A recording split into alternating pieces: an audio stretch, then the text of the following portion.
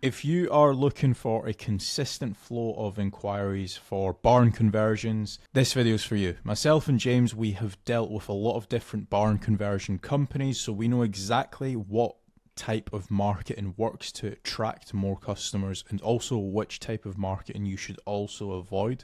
So in this video, we're going to be breaking down all of the different marketing strategies. So step number one, what I'd be looking to do to grow is a Google business profile. If you already have one, I'd be making certain that I would be reaching out to all my existing clients to try to get me as many 5-star reviews as possible. It's a great way, a Google business profile, to generate more leads. There's obviously getting citations and doing Google business profile posts and uploading photos on there. So that's definitely step one that I would be doing to try to generate more local leads. So step number two, this is kind of to bolster on to your actual Google business profile, is I would be creating dedicated service pages for each of your individual services as SEO optimized pages on your website. Now, the good thing is when you start doing that, it's also going to help, first of all, rank your actual SEO optimized page, but there's also a more likeliness chance of your Google business profile ranking and showing up for those keywords as well. So you're indirectly going to get more phone calls as well. Yeah, for sure. And if you are looking for more local leads, another option that you could be doing is PPC lead generation.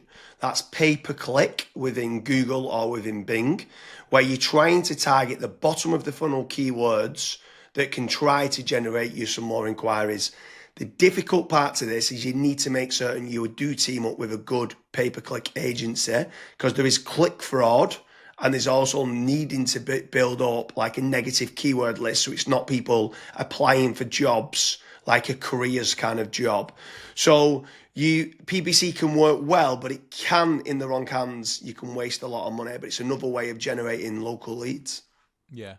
And then after that, you've also got like meta ads as well. So like Facebook, Instagram, where the next time when somebody goes on to Facebook, they might be scrolling, they might see your ad. Now, there's a few different ways that you can set up Facebook ads. You've obviously got option A, which is like lead forms, which is like really easy to do. They don't even leave the Facebook platform, like they never click onto your actual website. Now, the issue with lead forms is that the quality might not be great, but you can obviously add more questions in to try and up that quality of the actual lead. Then you've also got conversion ads as well, where that actually gets sent through to your website and then they fill out the contact form to you or on your website as well. So you've got a couple different options there that you can do. Yeah, for sure. And then another way to grow more local leads could be organic social media.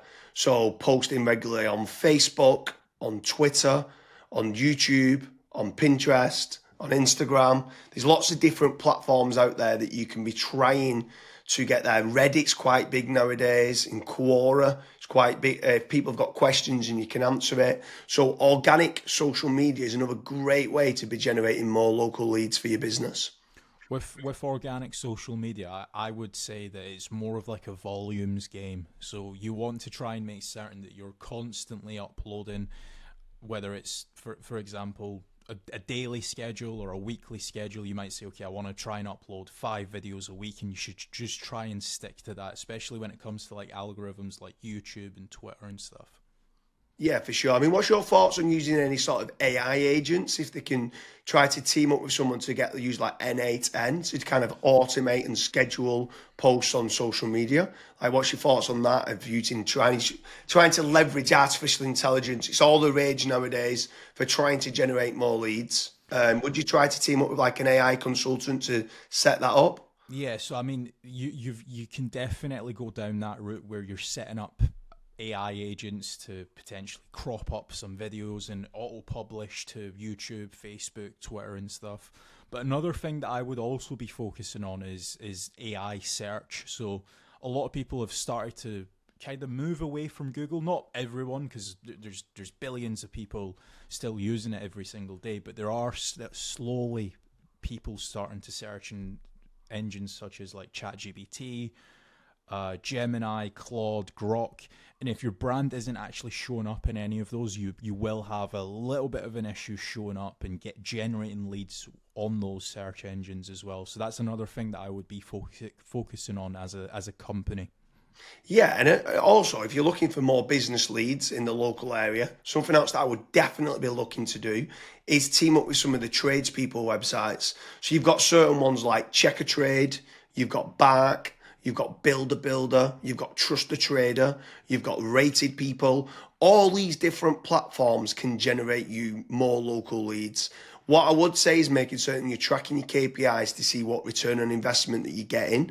You should be tracking not only the cost per lead, but the cost per acquisition and how much is that getting you on a return on investment.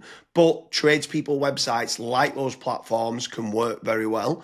I would say make certain you check out the links in the description because we do quite a lot of different videos in comparing Checker Trade with FatRank or Bark with FatRank, Rated People with FatRank, Builder with FatRank. So now, obviously, I've mentioned there FatRank a few times, Kasra. Like, what's your thoughts on lead generation companies as opposed to tradespeople companies?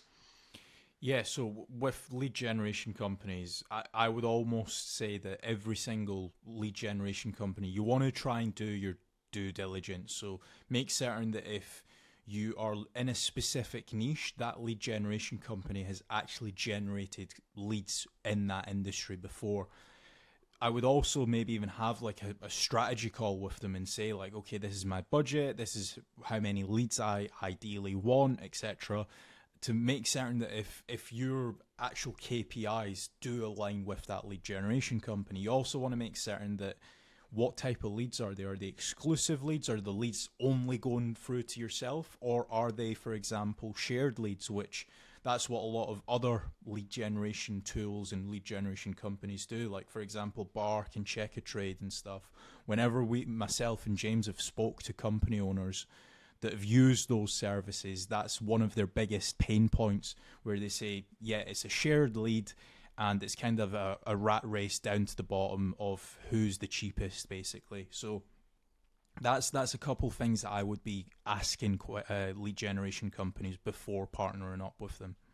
Yeah, for sure. I mean, if anyone is interested in generating more local leads, I strongly recommend heading over to fatrank.com, where we have a commission-based lead generation service. That means you only pay a finder's fee on converted jobs. You have nothing to pay on the pay per lead. You have nothing to pay until you get paid, until you convert that job on a pay per sale basis and you've completed the job and been paid. That's when you only have to pay fatrank.com. So head on over to fatrank.com to see whether you qualify. But I want to kind of expand a little bit further, right? So what is your thoughts on inbound lead generation versus outbound lead generation? So I always prefer inbound. The conversion rate of not just getting the lead, but the lead actually converting into a paying customer, into money coming into your business bank account is a lot higher. The last stat that I saw for that was something like 16.1% end up converting into a paying customer as opposed to 1.4% when it's a outbound lead. Yeah, that's So pretty crazy. That's like a 12, but yeah, it's 10, yeah, 12 times more conversion. yeah, Like, it's exactly. crazy how much more conversion that is. You need to do a lot of volume for kind of outbound, whether it's cold calling or cold email or like LinkedIn Sales Navigator and stuff like that. And sometimes you just need a lot more staff to do it as well. And people sometimes don't. They're looking at the cost going, I want to generate free leads. And they're like they think they're generating free leads, but they still cost of like the email sending, still cost of then the sales team try to convert them and stuff like that. So yeah, I completely agree with you that inbound leads is so much better than kind of outbound leads. But when what's your thoughts then on some people ask the question that come through that want local leads and then they talk about are these real-time leads? Like, is real-time leads very important to get? So as soon as they inquire, it comes through to you straight away. Yeah, it's very important. I think the last stat that obviously we this was internally that we saw was if you are able to get a real time lead, it converts 60% higher than was it 60 or 65%? It 60, was I think I think like 63% higher. And right. when we came and got the KPIs down, it was like trying to respond in under a minute, and it was like, what? We used to think Yeah. 5 minutes was good, and then when people respond in under a minute, so inquiry comes in, can you either ring them or email them back saying thanks a lot for the inquiry, and then getting more information? Yeah, it was Yeah, so pretty. I mean, I'm not saying that every company needs to respond in under a minute. But there are certain things that we obviously look at FatRank when we're looking to partner up with businesses. That's one of the things that a lot of businesses they kind of fall short on, where they might be away for 5 days on holiday and they don't have somebody to pick up the leads, and we're still providing the leads. So there's all these little different nuances that we look at when we are partnering up with companies. But the best thing that I would recommend to anyone that's looking to scale their business, that's looking to get a consistent flow of and high quality leads, is just fill out the form at FatRank. The team will tell you if you're the right fit or if you're not, and we'll also tell you and give you feedback why you're not the right fit and what you should do as your next steps. So I hope you like all the different lead generation strategies for your barn conversion business. If you are looking for a consistent flow of inquiries, make sure you're heading over to fatrank.com and fill in the form, and hopefully we can start generating you some more leads for barn conversions.